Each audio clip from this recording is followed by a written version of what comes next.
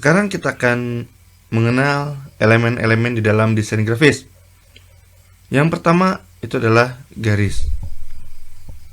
Garis merupakan elemen atau unsur dasar yang menghubungkan satu titik poin dengan poin yang lain sehingga membentuk sebuah garis. Nah, di antar satu titik dengan titik lain terhubung, jadilah sebuah garis. Gitu.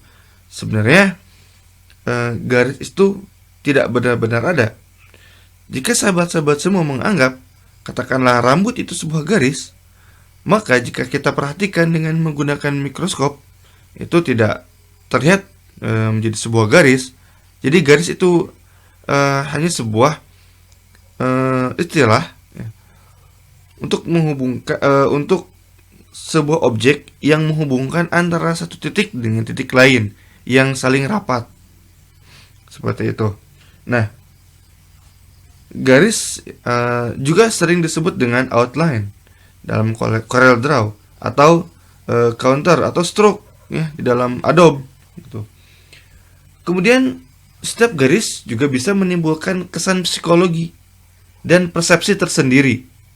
Misalnya garis yang membentuk huruf S ya, itu memiliki kesan lembut, halus, atau gemulai. Bandingkan dengan garis yang membentuk huruf Z, terkesan tegas dan kaku. Perasaan ini terjadi karena ingatan kita menyamakan dengan bentuk lengkung seperti bentuk tubuh atau ombak di laut. Oke, secara orientasi terdiri dari garis lurus atau horizontal yang memiliki kesan atau sugesti tenang, tidak bergerak gitu. Kemudian ada juga garis lurus secara vertikal, memberi kesan stabilitas, kekuatan atau kemegahan. Kemudian yang ketiga itu garis lurus yang miring. Nah, kalau garis lurus yang miring itu memberi kesan tidak stabil, sesuatu yang bergerak atau dinamis. Nah, yang terakhir itu garis yang melengkung. Oke, semelengkung apapun itu tetap garis. Ya, mau membentuk huruf S, mau membentuk huruf Z, ya, itu tetaplah sebuah garis. Nah, kalau melengkung itu dia memiliki kesan keanggunan, lebih halus seperti itu. Nah, itu sifat-sifat atau orientasi dari sebuah garis. Nah, garis juga dia memiliki style ya, memiliki karakter yang lain gitu, karakter bentuk yang lain. Ada garis yang lurus seperti biasa, kemudian ada juga garis yang terdiri dari dot atau titik-titik ya.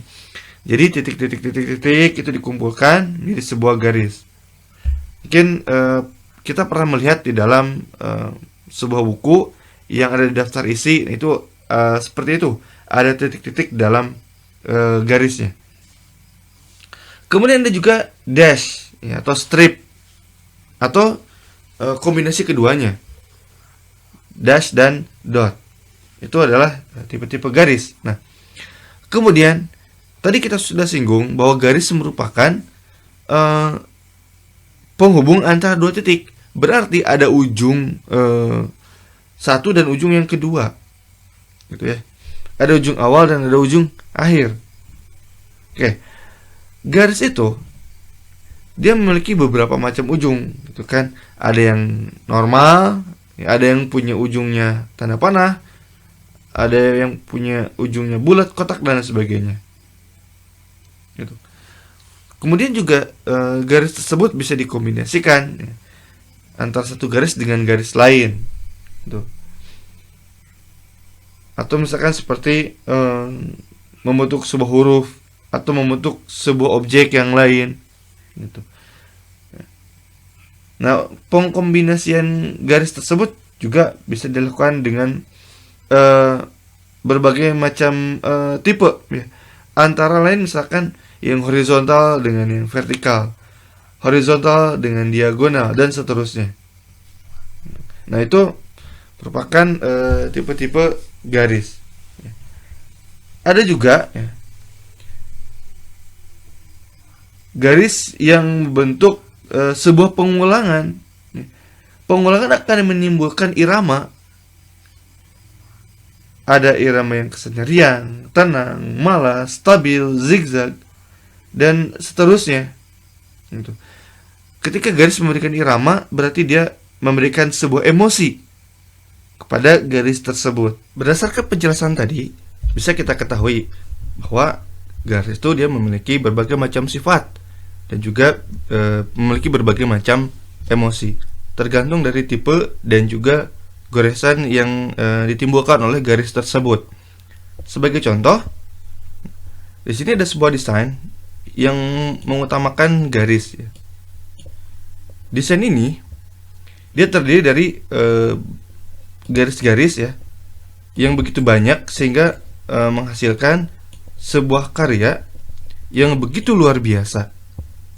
Ini membuktikan betapa pentingnya garis di dalam sebuah desain.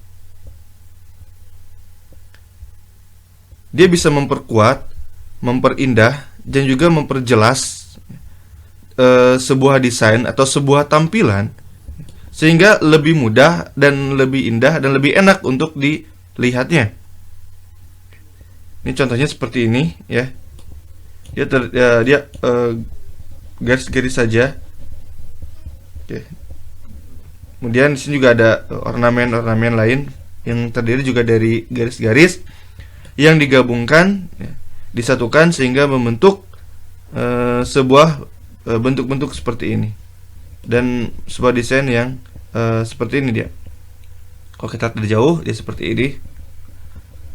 Kalau kita zoom dia lihat dia terdiri dari garis-garis. Nah, ini merupakan contoh dari penggunaan garis di dalam desain visual. Nah, seperti itu tentang pengenalan garis. Kita akan menyambung dengan pengenalan bentuk di sesi berikutnya.